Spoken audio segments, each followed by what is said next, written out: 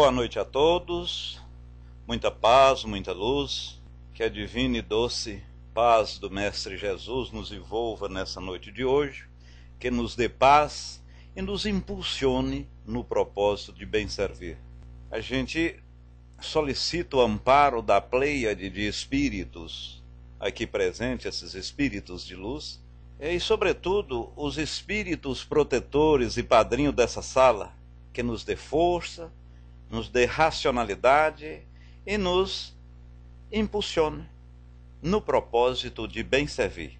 Abraço, Zeca e Diego e Afonso Ambientalista, sejam todos bem-vindos. Meus irmãos, a nossa amiga e irmã Chari, ela pediu que falássemos sobre a doutrina dos espíritos, ou a doutrina espírita, porquanto amanhã, 18 de abril, completa 155 anos da nossa doutrina.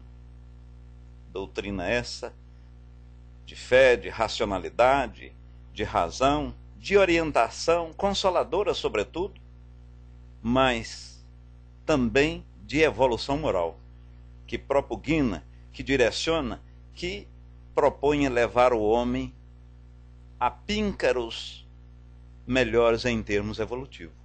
E antes de falarmos do Livro dos Espíritos propriamente dito, que amanhã, repetimos, completa 155 anos, vamos fazer uma contextualização, porque para o senhor Allan Kardec, Hipólito Léon Rival, Denizar Rival, escrever, codificar essa obra de capital importância que, de uma certa forma, mudou os desígnios do mundo, houve uma parte vestibular. Então essas pessoas, esses grandes homens, sempre foram contestados, sempre foram perquiridos, sempre foram colocados na berlinda.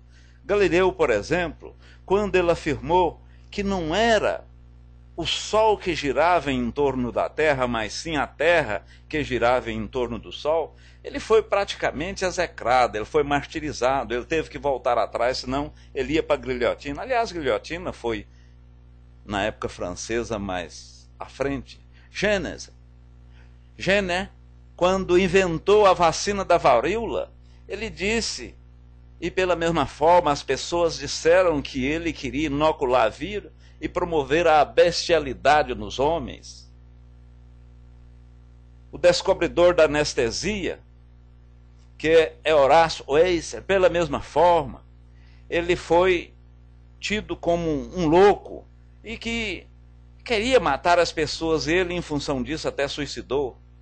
O parlamento francês, para vocês terem uma noção, meus irmãos e amigos e admiradores da doutrina dos espíritos, em 1470 mandou queimar quase todas as obras, dita que os escritos, advindo, né, porque a imprensa tinha sido pouco inventada, disseram os julgadores à época, e perseguiu o nosso Horácio Weiss, uma vez que ele era um bruxo, era uma pessoa que estava, e nós poderíamos relacionar isso aí, quando é da descoberta do trem, que o trem ao passar de 60 quilômetros ia furar os tímpanos, a televisão era uma coisa que não ia dar certo, porque as pessoas estavam acostumadas a conversar, e nesse caso específico, a televisão ia tirar. Sócrates, não temos como falar de espiritismo sem antes colocar Sócrates, porque Sócrates já afirmava que o homem, ele vive após a morte, a sua alma vive, ela pensa, ela age depois da morte, e ele dizia mais ainda que a alma é a causa da vida, após o corpo perecer, é porque a alma não está, e a alma tem uma vida, e nós também. Platão, o seu discípulo, e pode ser considerado o fundador do espiritualismo. Nina Resch Pastia e Afonso, seja bem-vindo. Borboleta Azul pela mesma forma. Então, Platão foi o fundador do espiritualismo. E o que é o espiritualismo, meus irmãos e admiradores da doutrina? Espiritualismo significa você acreditar na alma, significa você acreditar no espírito, significa você acreditar num ser pós-morte. A pessoa que acredita em alguma coisa que sobrevive à morte é um espiritualista. Então nós, espiritista ou espírita, somos, em primeiro lugar, espiritualistas, porque advogamos o princípio da não-morte. Há poucos instantes, houve o questionamento aí na tela, quando que Jesus vai voltar? Jesus, na condição de carne, de corpo, ele não volta porque a própria ciência diz que um corpo ao esboroar, ao transformar em outra coisa, não tem como voltar. Mas o Espírito, Cristo, que é o seu Espírito crístico, né? E o próprio Sade Sark assim respondeu, e com propriedade e lucidez, ele está no meio nosso. Entretanto, não precisa voltar. Se Jesus voltar, ele vai voltar em outro corpo, em outra carne. Então Platão foi o fundador do espiritualismo. Pitágoras, a verdadeira substância distinta do corpo a qual preexiste. Então, ele já estava bem na frente. Demócrito, a matéria e o espírito são formados por átomo. Ele foi o primeiro cidadão que falou-se do átomo. E olha essa aí, Juarez. O átomo e o espírito e o corpo são formados de átomo. Entretanto, o átomo, o tomos, que constitui o espírito, é menos denso. Olha aí ele falando que não existe o mundo, vamos dizer em outras palavras, espiritual, porquanto o espírito é matéria, e nós somos sabedores que o que reveste, que é a parte perispirídica, é constituída de fluido cósmico, ou fluido universal, que é uma matéria menos densa. Também antes tinha Emanuel Swedenborg, engenheiro, ele é um cidadão sueco, tinha uma mediunidade, várias mediunidades, mas ele chegou ao ponto de, em 1744, falar que ele tinha sido um pré-determinado. Balque, e em passando, seja bem-vindo. Ele tinha sido um pré-determinado, porquanto ele, das N's mediunidade, a vidência, ao deslocamento de objeto, e ele falava de uma coisa extraordinariamente com relação ao próprio casamento, meu, seu, nosso, com as nossas consortes, eram devido uma similitude, uma similaridade, uma afinidade no plano espiritual. Hoje, nós somos sabedores disso. Quer dizer, então, Swedenborg, em 1744, assim afirmava. Mas, no final, as irmãs Fox, em Handesville, no condado de Handesville, Estados Unidos, né, duas adolescentes, Kate e Margaret, Kate com 11 anos e Margaret com 14, ambas filhos de fazendeiro e plantador de algodão, em determinada fazenda, e bastante triste, e vivendo aquela rotina, elas começaram a ter comunicações, perceber comunicações com espíritos, e as comunicações se mantinham da seguinte forma: olha, se você está aí, dá 2 pancadas, se você gosta de fulano ou não, dá 3, faz isso, faz aquilo. E a própria comunidade percebeu que havia por detrás uma comunicação inteligente. Veja bem, amigos e admiradores da doutrina dos espíritos, que isso aconteceu antes, em 1744, a nossa doutrina, que fará 155 anos amanhã, com a publicação da 2ª edição do Livro dos Espíritos, porquanto a primeira em 1856. Então, antes, existia as irmãs Fox. Irmãs Fox, posteriormente, casaram, começaram, inclusive, a cobrar por espetáculos. E nós somos sabedores com aquela máxima de Cristo: dai de graça o que de graça receberes. Elas começaram a cobrar, e o que aconteceu? Aconteceu que a espiritualidade, de uma certa forma, deixaram as refém, morreram pobres, desacreditada, e inclusive Margaret, ambas morreram viciadas em álcool. É bom ressaltar, meus irmãos, que elas eram de famílias metodistas. Nessa época também, podemos falar do pai da metapsíquica, que hoje é denominado parapsicologia, né? Que um dos maiores representantes no Brasil, Padre Quevedo, que, por sinal também, foi, em determinada época, um grande debatedor e contraditor da doutrina dos espíritos. Então, o criador ou descobridor do ectoplasma, Charles Richer, isso foi em 1860, mais ou menos, e ele tinha aquelas experiências, e ectoplasma, meus irmãos e admiradores da doutrina espírita, é fluido magnético, é um tipo, assim falando de forma tosca e mais grosseira, um tipo de algodão que sai do nariz, dos poros, do ânus, qualquer buraco que a pessoa tem, sai. E este fluido materializa, corporifica, pode formar-se uma mão, formar-se um rosto. Então Charles Richer estudou isso. E muitas vezes Gabriel Delaine o assessorava. Claro que eu seja bem-vindo. O assessorava. Muitas fotos de materialização tem.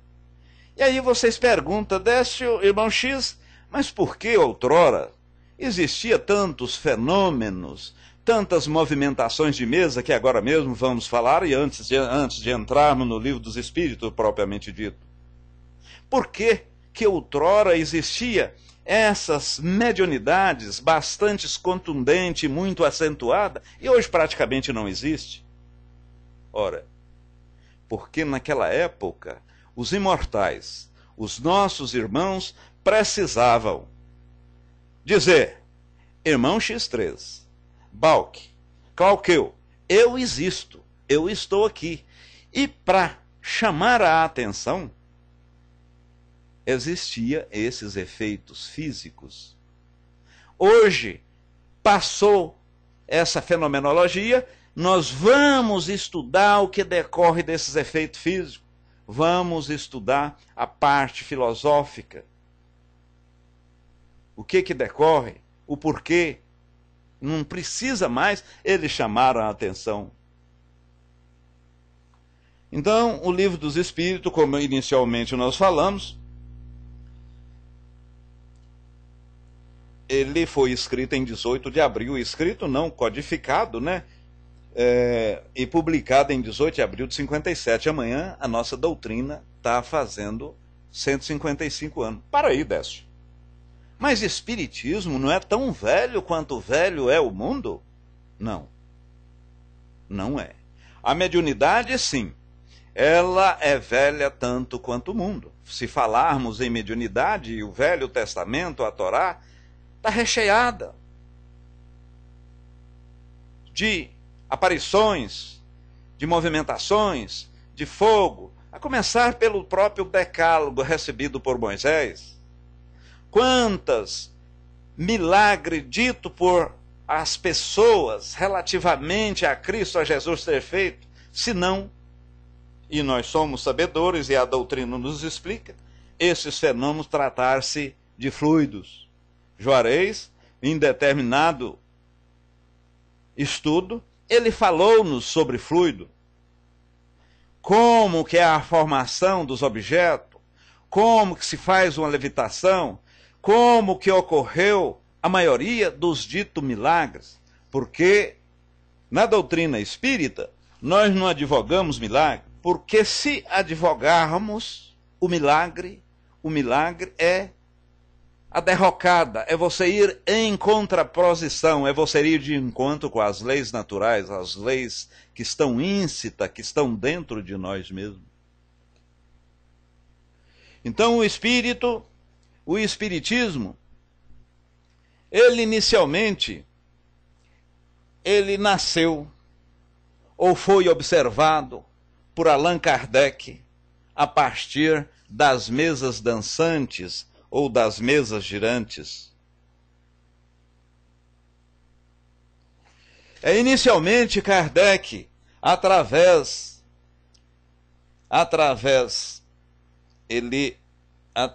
de Fortier, e Fortier chegou para ele e disse: Kardec, professor Revaio, olha, eu quero lhe dizer que tem algumas mesas eu estou participando de trabalho e algumas mesas estão dançando, algumas mesas estão respondendo perguntas simples. Maria J. Campos, seja bem-vindo, paz e luz. Ela responde, ela dança. Kardec aceitou o convite, porém, Kardec, um estudioso, um magnetista, estudando magnetismo há 31 anos, e ele sabedor que o magnetismo advém de pensamento, e o pensamento tem a sua parte material, ou pelo menos precisa do fluido para passar de um ponto A a um ponto B, ele foi assistir essas sessões. Mas de lá saiu mais desacreditado do que acreditando na doutrina. Porque o próprio magnetismo, o pensamento das pessoas, poderia muito bem, se podemos magnetizar um ser vivo, um ser orgânico, pensou Kardec, podemos magnetizar um ser inanimado. Posteriormente, o senhor Fortier chega para ele e diz o seguinte: olha, Kardec, eu gostaria que você, porque além de essas mesas responderem, de movimentar, elas estão respondendo pergunta.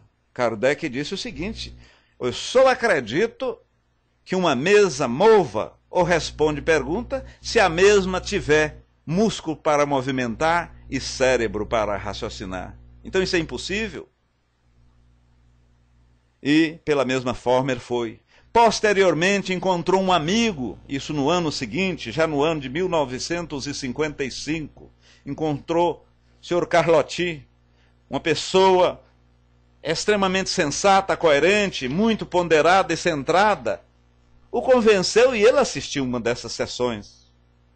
Mas, pela mesma forma, por estudar constantemente o magnetismo, e ele é sabedor da amplitude e da abrangência que o magnetismo pode obrar, vamos dizer assim, então ele falou, não, isso aí ocorre. Num segundo instante, ele começou a frequentar reunião na casa da senhora Planny Mason, e lá já não existia mais aquelas perguntas fúteis, com quem eu vou casar, se eu vou sair, fulana de tal é um bom partido para mim, eu devo ou não comprar essa chácara, aquela. Não existia mais perguntas fúteis. Aí ele, muito cedo, tinha ido para Yverdon estudar com 10 anos, e com 15 anos ele já substituía Pestalozzi. Era uma pessoa extremamente concisa, dedicada, inteligente, racional. Usava método e implementou o método socrático. E o que é isso, irmão X? O que significa esse método socrático? É o método de pergunta. É o método de pergunta e resposta.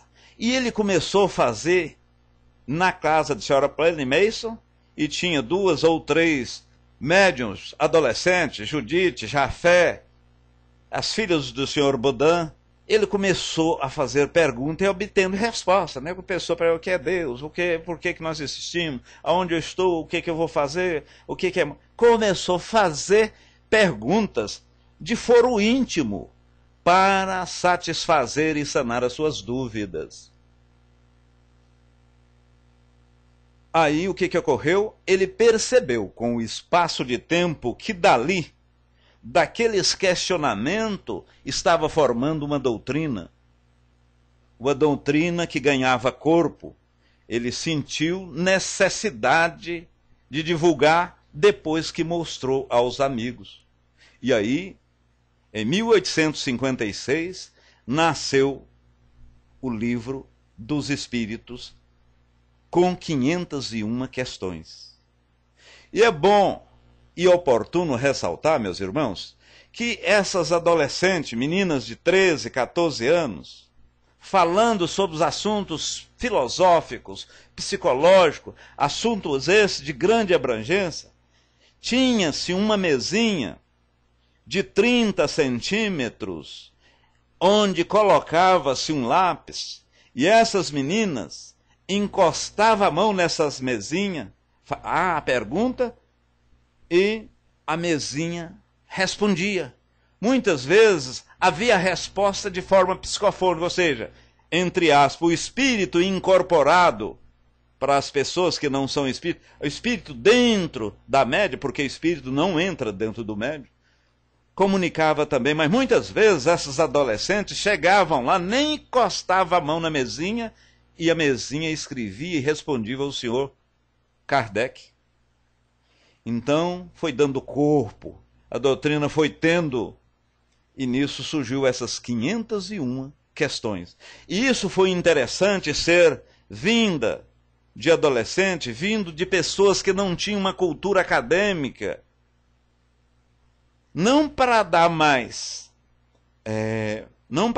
substância, mais efetividade, mais essencialidade aos questionamentos, mas para ficar efetivamente comprovado que aquelas adolescentes não tinham aquele conhecimento e aquilo vinha de espírito. E para também não haver, meus irmãos, o animismo, ou seja, ânimos, alma, não vim do próprio médium, porque se sentasse um Delane, se sentasse um Camille Flammarion, se sentasse alguns outros médios, o Sr. Fortier, o Sr. Boudin, que eram pessoas extraordinariamente cultas, ou qualquer outra pessoa do positivismo na época, porque a cultura florescia da França, nessa época do século XIX, era o mundo, era o berço da cultura mundial. Então, do outro lado, poderia, não, isso aí simplesmente não são coisas dos espíritos, são coisas de inteligências normais.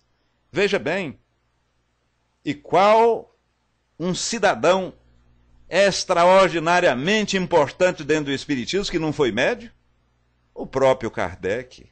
Kardec não era médio. E ele só não disse isso. Ele escreveu. E foi extraordinariamente ele não sê-lo, porquanto nós, se hoje nós somos tidos como doido, mentecapto, varrido da lelé da cuca, vamos dizer assim, como diz minha amiga Sandra, imagina naquela época, era tido como uma pessoa acelerada. Era tido como uma pessoa acelerada. Então, uma doutrina espírita, ou a doutrina dos espíritos, é um conjunto de princípios, né, que formam um sistema filosófico. Aonde eu estou?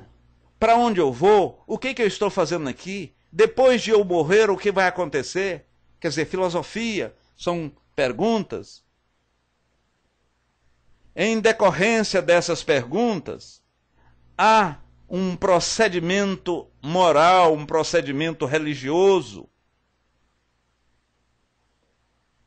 que aqui no Ocidente é um aspecto moral que aqui no Ocidente nós chamamos de religião.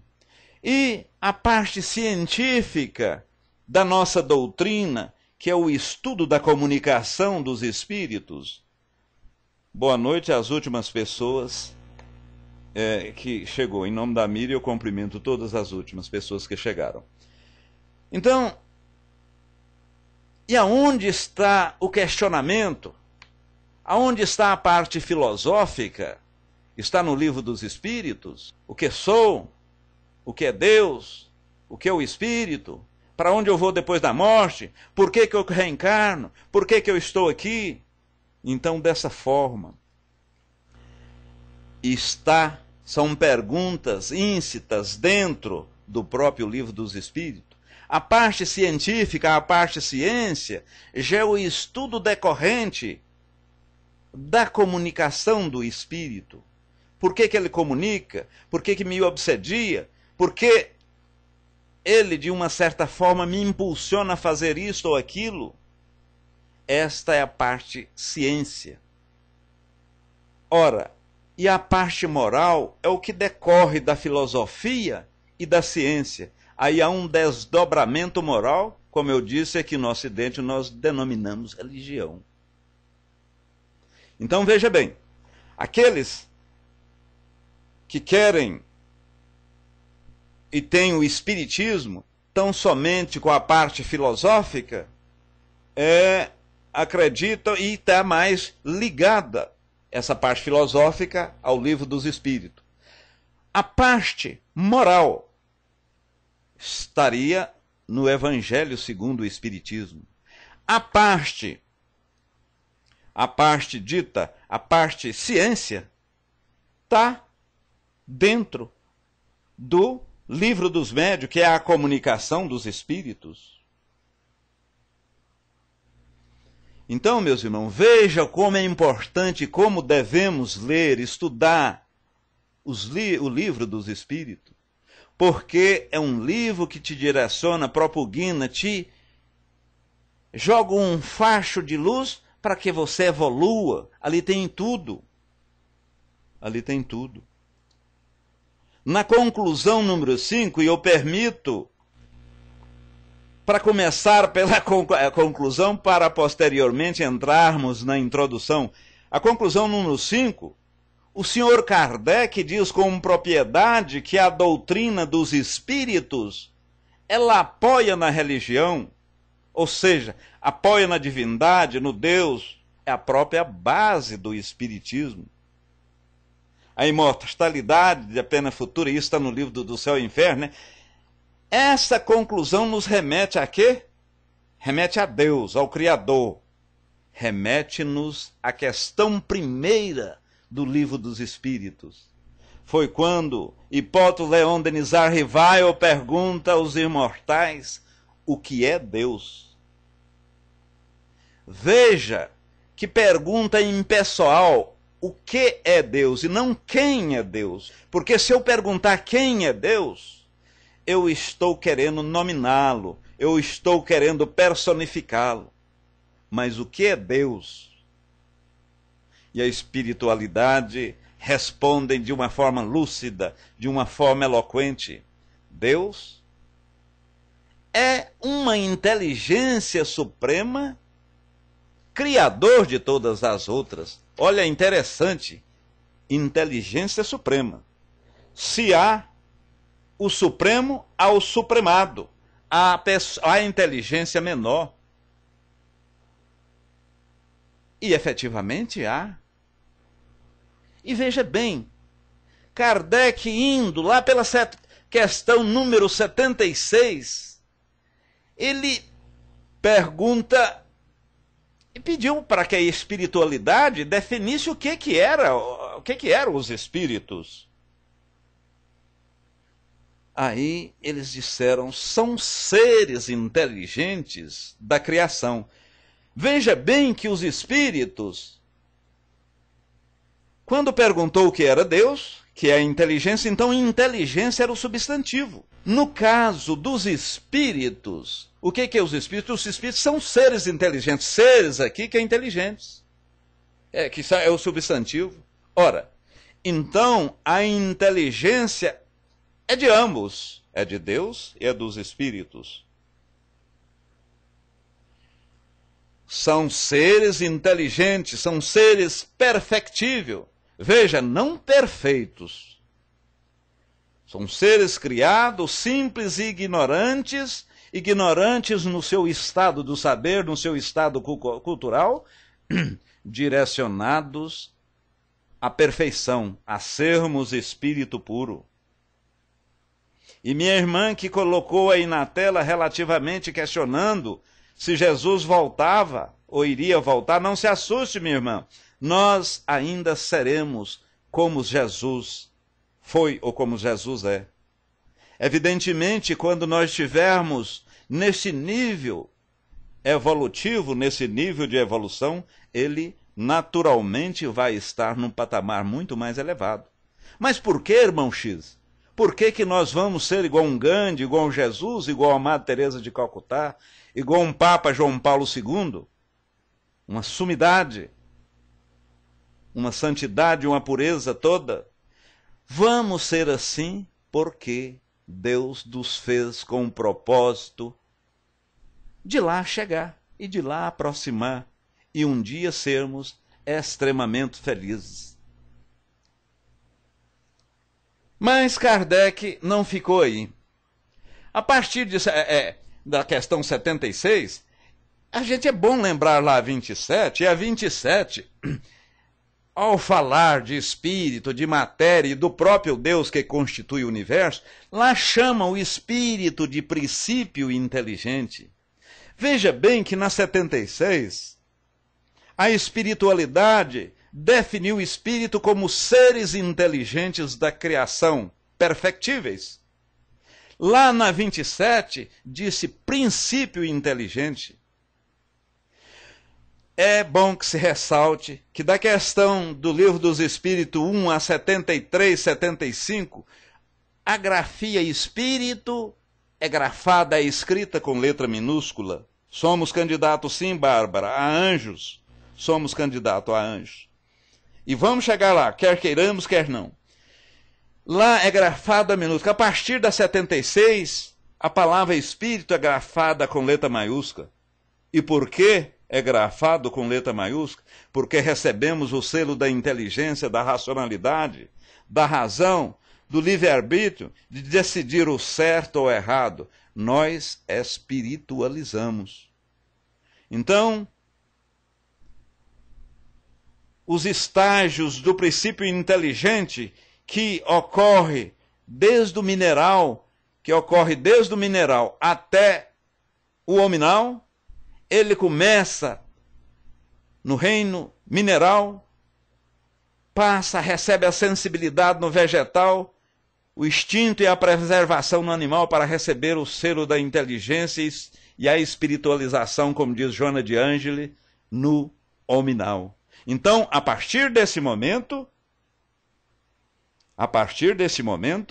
grafa-se no Livro dos Espíritos com a letra maiúscula, é com a letra maiúscula. Falando aqui, a partir desse estágio, é verdadeiramente espírito, tem um livre-arbítrio. E aí, irmão X, para a evolução, não. Caminhamos, não atingimos a evolução absoluta. Porque a evolução absoluta é só Deus. Mas os mundos celestes e os mundos distosos ou celestes, são de espíritos puros, são de espíritos, ou esses avatares que galgaram o posicionamento extraordinário em termos de lucidez, de limpidez, de claridade no que refere a posicionamento de vida, de bem, de fazer o amor. Kardec diz o seguinte, sim, e lá na 540, eu me lembrei aqui, da 76, na 540, se vocês pegaram a parte final da 540, lá a questão 540 do Livro dos Espíritos fala que o homem evolui do átomo ao arcanjo. Porque Leon Denis falou isso que eu disse antes. Na Índia, os hindus também falavam desses reinos. Isso não é coisa nova. A 132, olha que pergunta extraordinária do professor Rivaio.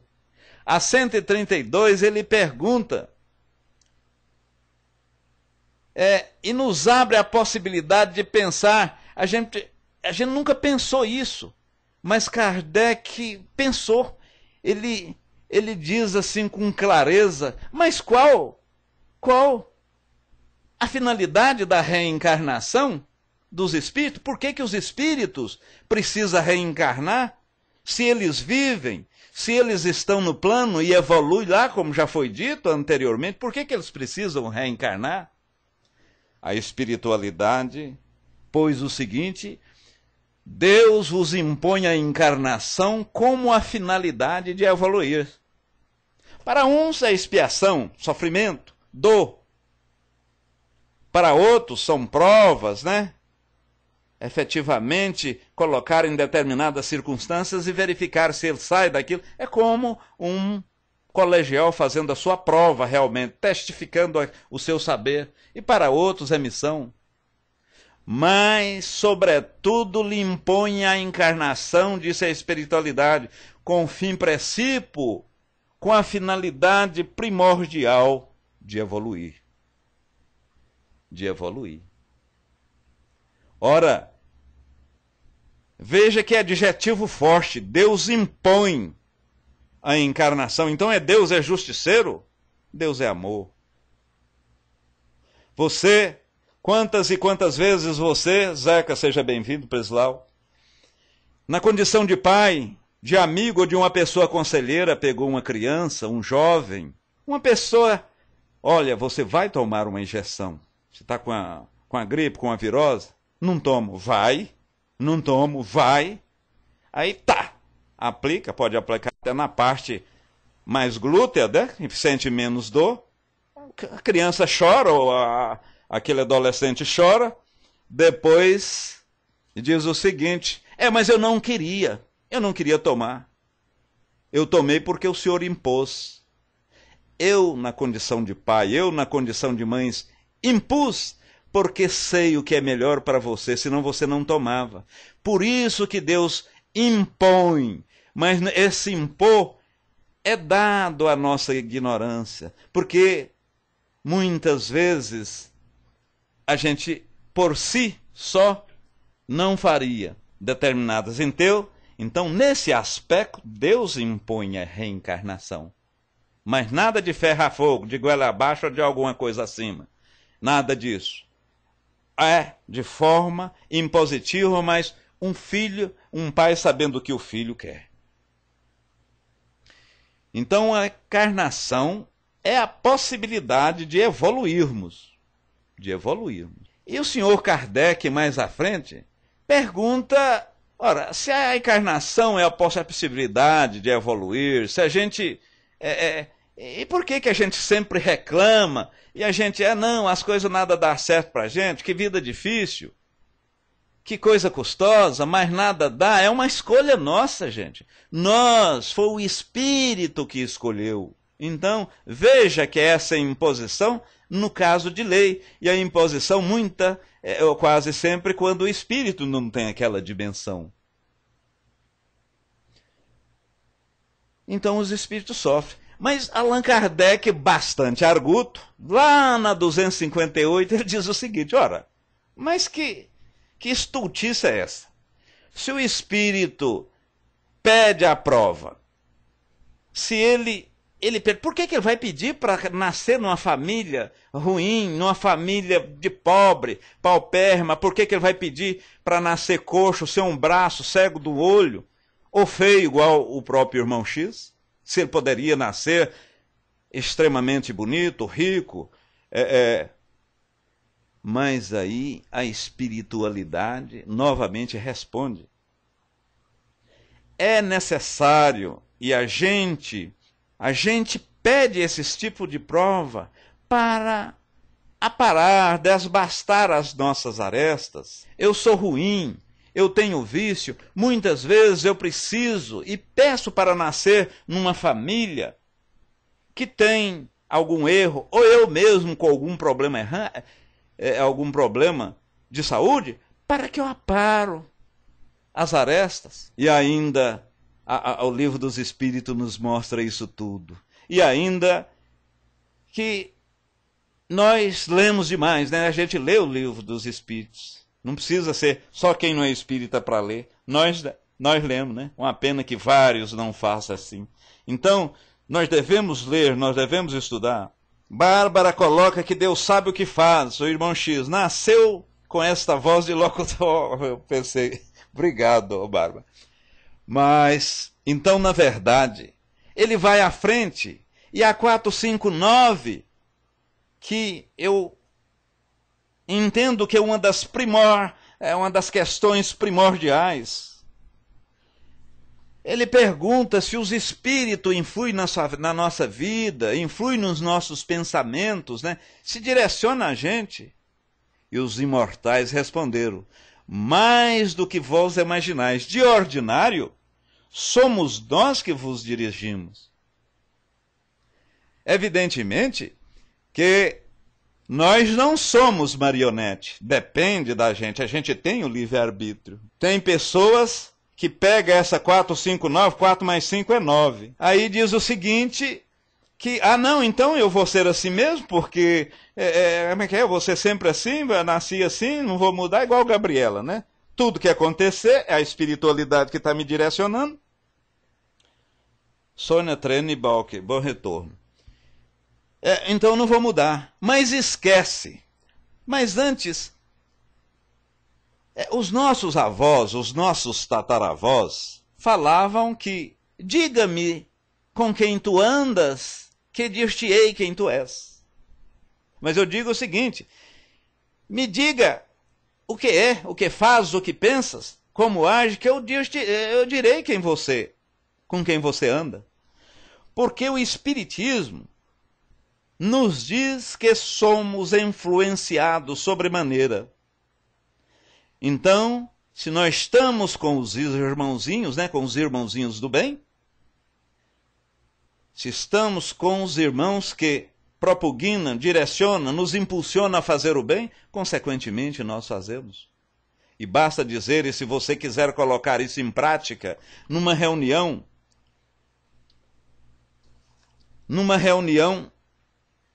de 3, 4 ou 5 pessoas, olha para uma pessoa, fala assim, Carmelita, olha para mim, Carmelita. Ela está olhando de lado e fala, Carmelita, olha para mim.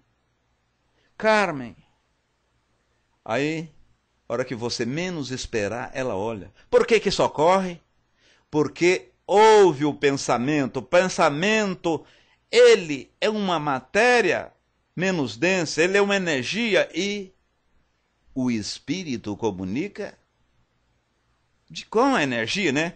Com o pensamento. Mas daí a pessoa esquece, fica na 459, esquece de olhar 8 questões para frente. 467.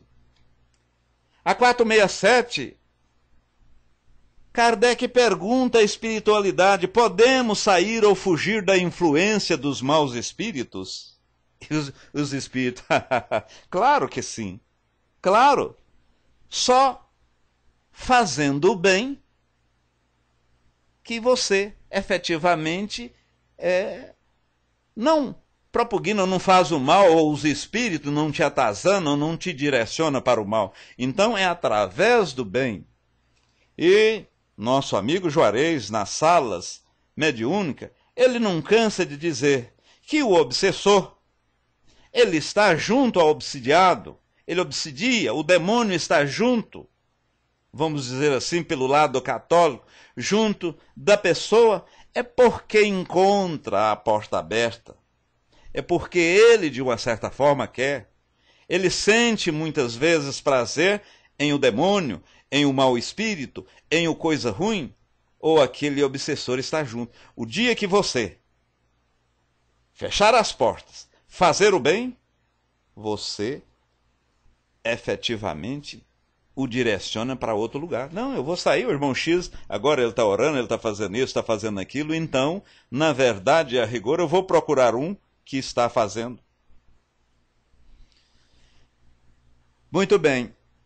A 614, olha aqui, da 614 a 919, já é as leis morais.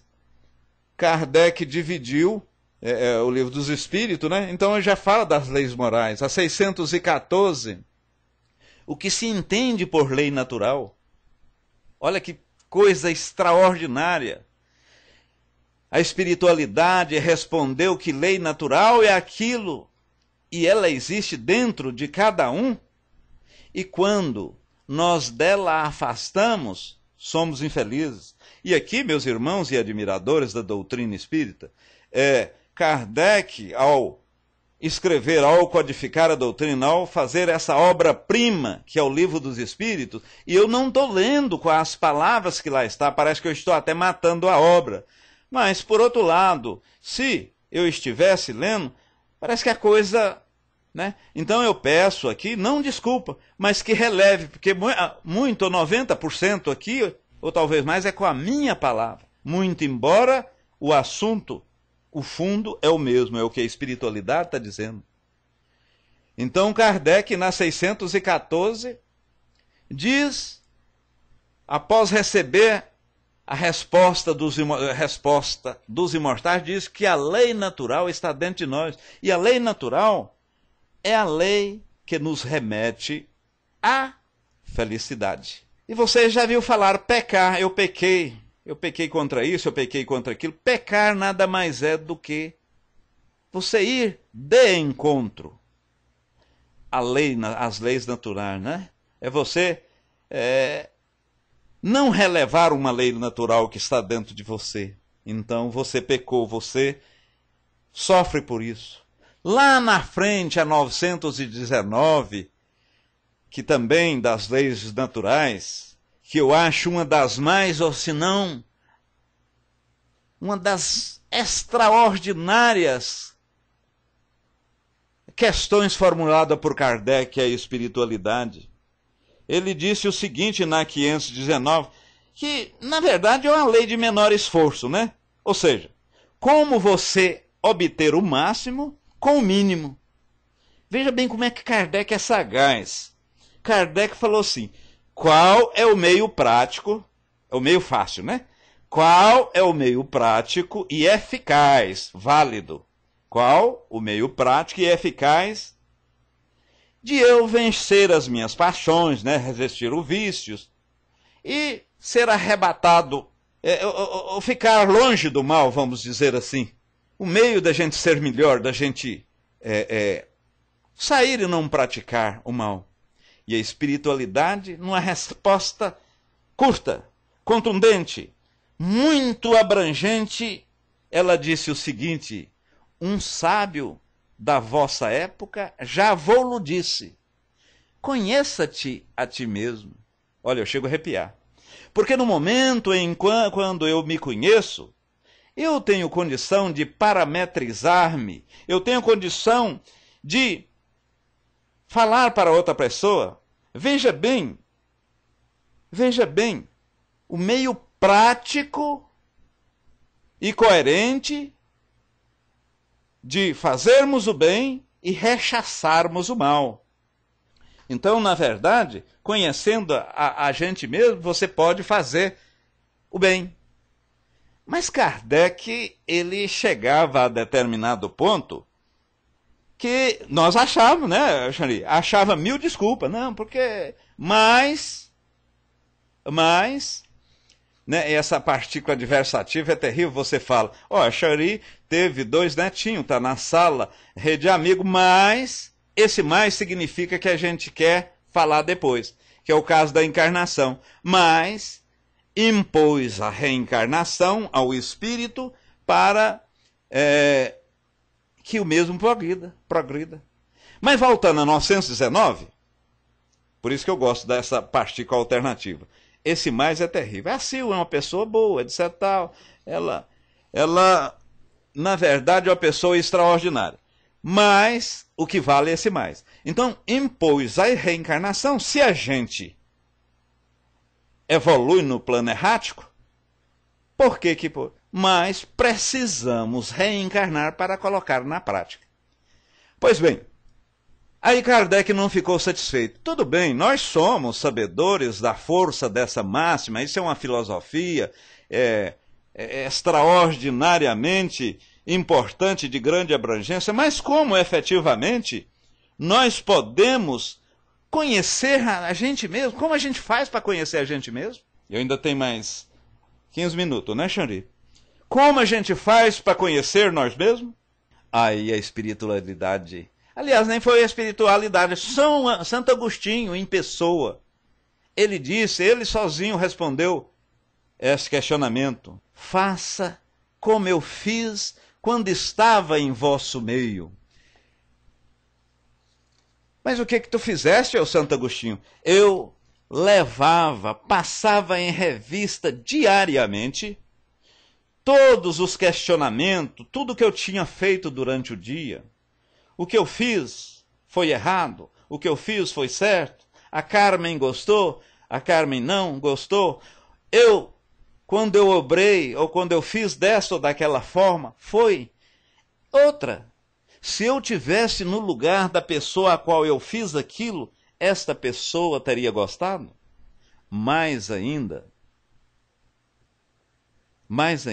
se você tem dúvida, pede uma pessoa do seu nível de inteligência. Não precisa ser a inteligência no que refere ao conhecimento específico, mas a inteligência em querer aprender, porque essa que é a inteligência. Por isso que Deus é a inteligência e nós somos a sua criação. Então, mas não devemos fazer, porque o que nós fazemos? A gente chega, 31 de dezembro, 15 para meia-noite, fala assim, olha, irmão X, você fez algumas coisas erradas, fez algumas coisas certas, e a gente começa a fazer uma digressão. Olha, então, agora dia 1º, eu vou entrar na academia, eu vou emagrecer, eu vou comer, eu vou tomar Herbalife, eu não vou comer carne, vou comer só, vou ser um vegetariano, vou fazer isso, vou fazer aquilo, vou estudar, vou ler um livro por mês. Ora, não devemos esperar 15 de dezembro. Devemos fazer aqui e agora. Mas devemos fazer diariamente. Porque você chega lá em dezembro, então tudo bem. O que eu fiz em janeiro? 14, agora, 17 de abril, o que eu fui? Você não tem noção. Você não sabe, né, Avanildo? Não sabe. É duro de cumprir. Deus dá o pão nosso de cada dia. Mas tem gente que pede o pão do mês, pede o pão do ano, pede o pão da década. A gente pediu o pão de cada dia, nos dá hoje. Então vamos passar em revista a coisa que está quente. A coisa que está quente, está aqui agora. Não vamos esperar de 15 em 15, de 20 dias, ou como a maioria de nós fazemos, 15 de dezembro. A questão 1019 ou 1018, conforme a tradução. E por que o livro dos Espíritos, uns falam que tem 1018 e realmente você olha lá, tem outros tem 1019. Talvez vários de vocês sabem, mas eu vou me permitir a falar novamente. A edição francesa pulou a questão 1011. Se você olhar muitas vezes na sua edição de 1010, pula para 1012. Então, a edição francesa não consta a pergunta, a questão número 1011. Está passando, né? Nós estamos em cadeia, meus irmãos, também estamos em cadeia na Rede Amigo, na Rádio Rede Amigo. Então, na verdade, algumas edições, ou a maioria delas, que são fiéis à tradução da edição francesa, não tem a questão 1011. Por isso que quando uma pessoa fala, o Livro dos Espíritos tem 1018 questões, é certo, correto, 1019 e 1019. E por fim, Kardec pergunta, na última, e eu chego nesse momento a arrepiar, na questão 1019 ou 1018, o reino da terra terá lugar aos bons espíritos? Ou por outra, aqui nós vamos ser morada de espíritos puros? A espiritualidade diz, também uma questão tão longa quanto a questão 919. E essa questão 919, eu gostaria que ficasse como exercício ou tarefa para casa. Essa 1019, que é a última questão, também longa. Ele disse o seguinte, quando na Terra não encarnar mais, ou reencarnar mais espíritos, que precisa de prova, que precisa de expiação, que precisa viver alguma doença, algum erro para reparar alguma coisa pretérita, e muitas vezes dessa vida mesmo, né, meus irmãos? Porque nós pagamos, o que a gente paga é aqui mesmo. Dificilmente a gente vai pagar alguma coisa de vida transata. Existe ressarcimento? Existe. Deus dá essa dádiva, dá esse beneplácito, dá essa benevolência para que nós pagamos, né? Nós reparamos o mal.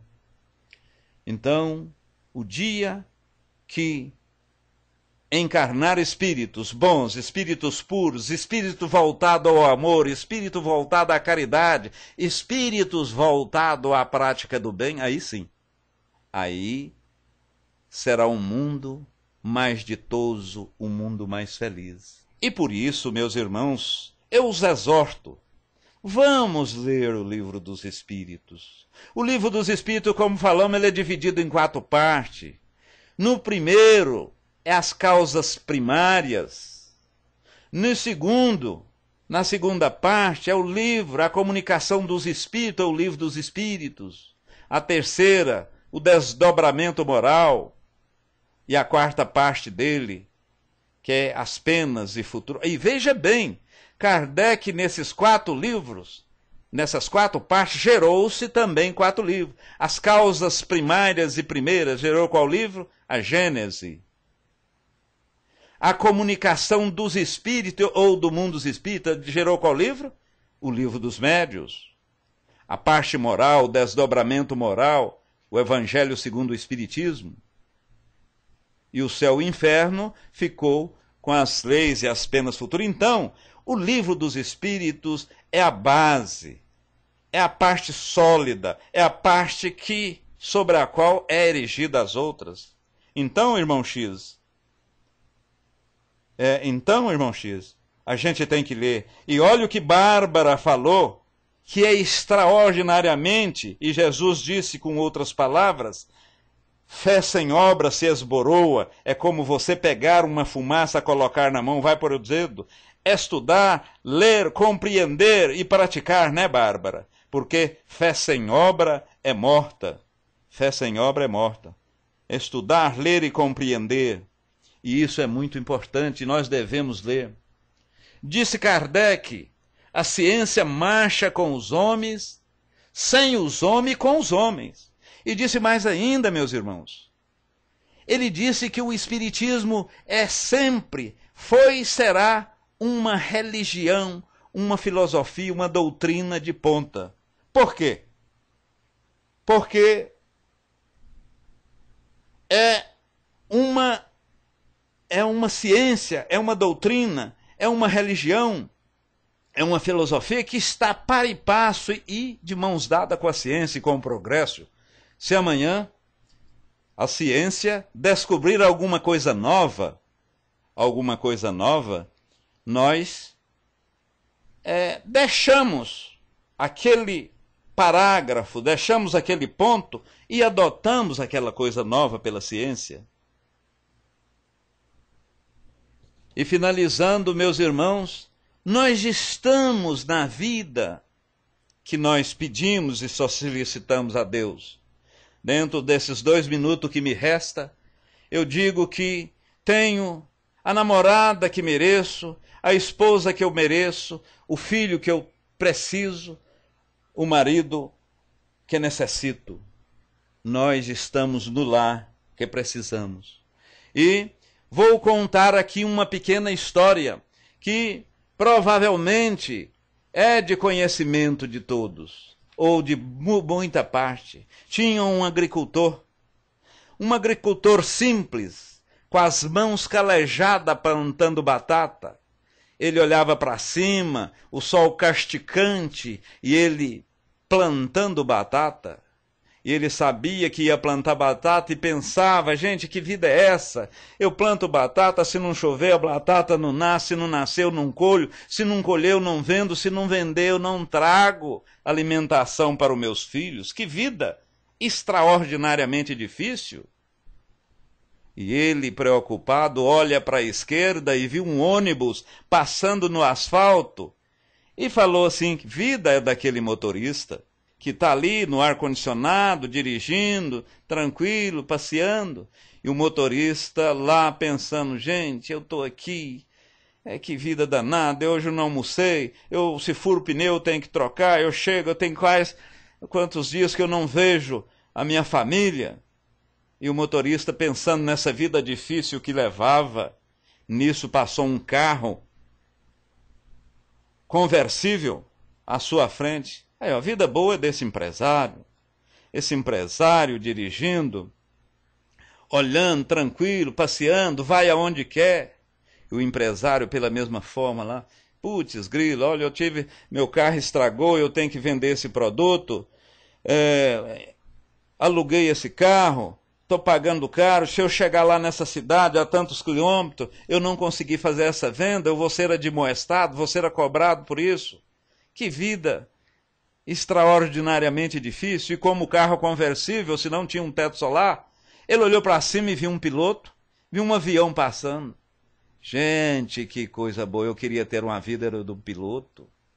O piloto, lá nas alturas, tranquilo, viajando de um país para outro, né, na mordomia, o ar-condicionado, só convivendo e interrelacionando, Jonomídio e Diocleciano, sejam bem-vindos, com, como é que é, enfermeira? Não, esqueci o nome. Relacionando com aeromoças cada vez mais bonitas. Então, eu queria ter essa vida desse piloto. A minha vida não vale nada, eu estou longe da família. Você gostou da aeromoça, né, Silvio? E o piloto de avião, gente, eu não sei, eu estou quantos dias fora, eu não falo com a minha mulher, não vejo a minha filha, de um país para outro, não sei mais nem qual a língua que eu falo, eu não aguento mais essa vida, nessa pressão atmosférica, e além do mais, se isso aqui tiver uma pane, está todo mundo morto. E ele olhou para baixo, naquela terra árida, naquele chão inóspito, viu um cidadão de chapéu, carpino, com a enxada na mão.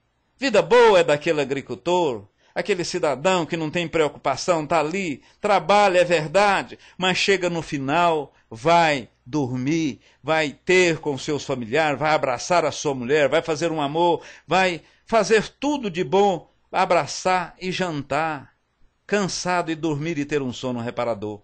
Então, meus irmãos, nós temos a vida que merecemos, levamos a vida que escolhemos e nós, no plano de erraticidade, normalmente nós escolhemos. Se Deus impôs como lei esta reencarnação a nós, conforme a questão 644, foi para a nossa evolução.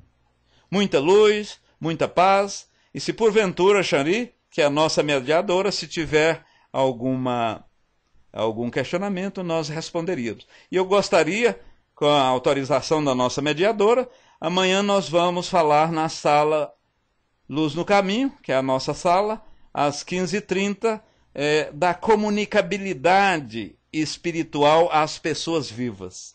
Falaremos. Tá, muito obrigado, valeu, sintam-se abraçados, um beijo em vossos corações. Por gentileza, Xari, suspende a mão. Chegar. Décio, irmão X, meu parceiro, deixa eu ver aqui. Tem uma pergunta da Cristiane Siqueira. Ela pergunta: eu gostaria de saber se a boa nova que Jesus fala é o Espiritismo, ou Elia. Meu irmão, muito obrigado pela pergunta, extraordinário questionamento.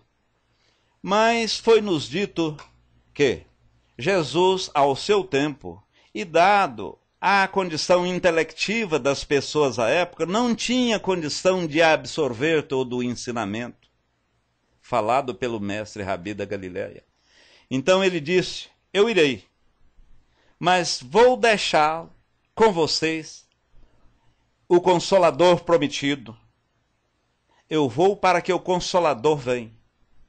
E efetivamente, a partir de 1857 ou 6, o Consolador prometido veio, não para dizer coisas novas, mas tirar o véu, desvendar aquilo que o Mestre Divino falou em parábola. Veio descerrar o véu, veio tornar as coisas límpidas, porque foi dito que fé, a verdadeira fé é aquela que pode encarar a razão a qualquer época da nossa história. Eu, inclusive, no centro, onde a gente coordena o Livro dos Espíritos, lá, eu gosto e peço para que os nossos irmãos convidem pessoa até que não é espírita, que tem dificuldade, porque Jesus veio e disse que os médicos vêm para os doentes, os sãos não. Então, o Consolador prometido, ou o Consolador, é o Espiritismo, que veio no momento certo para descerrar o véu, para tirar-nos da obscuridade. Jesus não o fez por quê? Porque não tinha, à época, condição de as pessoas entenderem. Eu hoje não tenho mais dúvida que o Espírito Verdade era o próprio Jesus. Ele, se não for o próprio Jesus, Braille, ele pode ser uma pleiade de espíritos vinda ou advindo pelo próprio, ser coordenado pelo próprio Mestre Jesus. E certa vez estava eu, Juarez e outro, Márcio, etc. tal, e estava uma das pessoas defendendo uma tese, e essa tese é de que, e tem substancialidade, que Kardec fazia parte dessa pleiade de espíritos. Entretanto, ele veio antecipadamente, ele encarnou Camille Flammarion, Delane e vários outros, Fortier, várias outras pessoas, para corroborar na codificação do Espiritismo. E veja, meus irmãos, que em 14 anos foi feito coisa extraordinária. Xari, pode colocar outra, então? Ou você colocou e eu não vi? A Sil colocou lá em cima. A Cristiane, Jesus veio para nos salvar. Será que isso quer dizer? Ele veio nos ensinar a humildade? Veja bem, Cristiane, Jesus não salva ninguém. Jesus não salva. Jesus disse, eu sou o caminho, a verdade e a luz. Você sim é que te salva. Antes de haver a salvação propriamente dita, você tem que arrepender-se.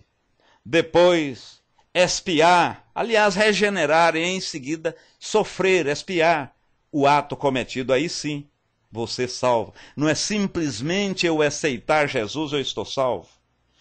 Devemos, isto sim, seguir o caminho. Devemos, esse sim, seguir o exemplo do Mestre Jesus. Mas colocamos na cabeça, não, Jesus não salva ninguém. Devemos implementar o exemplo deixado pelo mesmo, que é o manancial. E depois de Jesus, o mundo não é o mesmo. Grande filósofo, grande pastor, homem puro, de ideias eloquentes, grande pedagogo, tudo se atribui a Jesus. Mas veja, não é só eu para salvar, foi dito aí pela Anaílde. Você tem que ler, tem que estudar, mas acima de tudo tem que fazer? Praticar. Fé sem obras, esborou, é morta, é uma fumaça você querendo pegar. Muita luz, muita paz, que Deus vos ilumine e um beijo no centro de vossos corações. Então acredito, Xari, que aquilo que você nos pediu, parcialmente nós... Então, nós vamos encerrar com a prece, E nessa próxima quinta-feira,